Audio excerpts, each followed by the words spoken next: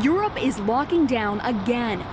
Tonight, half of England, some 28 million people, are subject to heightened restrictions. Taking action is the right and responsible thing to do. Londoners are now banned from socializing indoors with people who don't live in the same household, while pubs in some other cities have been shut down completely. To wake up in the morning to have a business that turns over none and is draining my bank account is absolutely heartbreaking.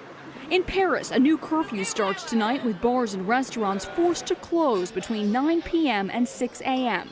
Italy, the first European country to be slammed by COVID in the spring, is now facing a resurgence and requiring face masks even outdoors.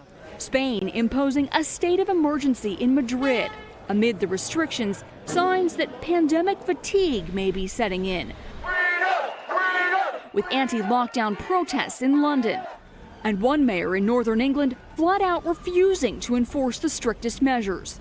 They are asking us to gamble our residents' jobs, homes and businesses and a large chunk of our economy on a strategy that their own experts tell them might not work.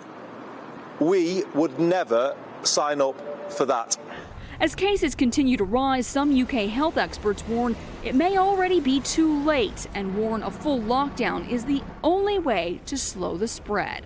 Hey, NBC News fans, thanks for checking out our YouTube channel. Subscribe by clicking on that button down here and click on any of the videos over here to watch the latest interviews, show highlights, and digital exclusives. Thanks for watching.